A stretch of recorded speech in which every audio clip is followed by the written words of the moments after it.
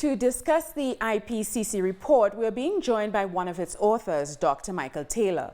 Dr. Taylor is the Dean of the Faculty of Science and Technology at the UWI in Jamaica, and he's the Director of the Climate Studies Group at that campus. Dr. Taylor, thank you so much for joining us.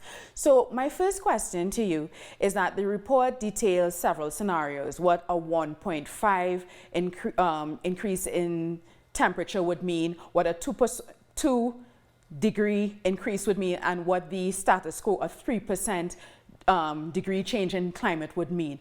What do those three options mean for the Caribbean?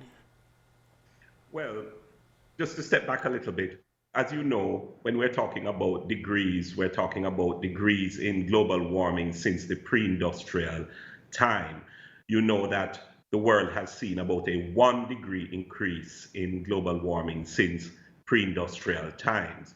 And so what this report tried to do was do a scientific assessment of what would happen if the world saw 1.5 degrees, which is only a half degree more than we have already seen by, for example, the end of the century, versus 2 degrees versus 2.5 degrees or higher.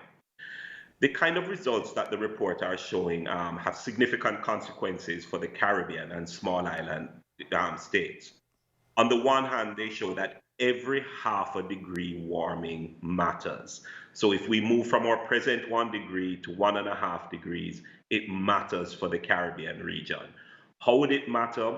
Significantly warmer conditions, significantly more hot days, consecutive hot days and nights, changes in our rainfall conditions, higher sea levels, and sea levels would be higher whether it's 1.5 or 2 degrees, more rainfall associated with, for example, tropical storms.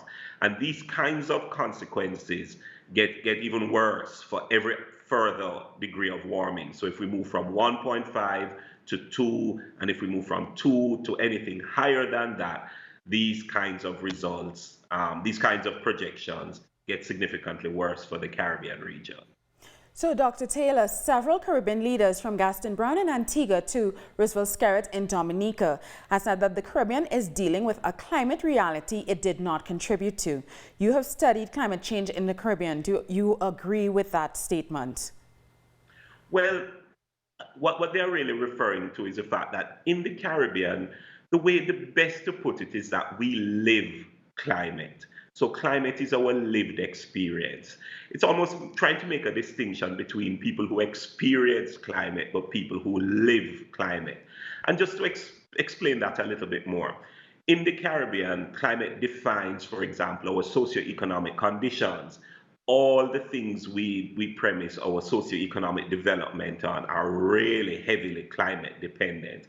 Things like agriculture, things like tourism, our whole daily life is wrapped up in climate, how we get our water, some of the health conditions that we face. And then, of course, the fact that we are small islands and we can't escape the influence of climate. All our economic base is limited within a few kilometers of the ocean. So what they're really trying to say is climate becomes a part of our quality of living, our standard of living. It determines our, whether we are poor or whether we are rich. To a large extent, the kind of greenhouse gases that have contributed to climate change today, the Caribbean has been a small contributor, but yet we are the most vulnerable. And I think it is to that these leaders are referring to. And so they are, in a sense, taking a main message of this report and saying action is needed and a collective global action is needed and needed urgently.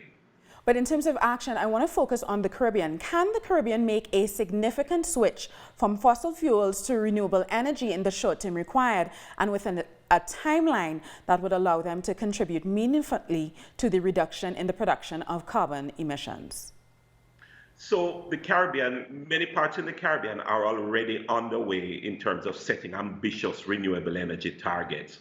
If you take, for example, Jamaica, where I am from, Jamaica has set a 30% of its energy to be delivered by renewable energies within the very short term, say by 2030.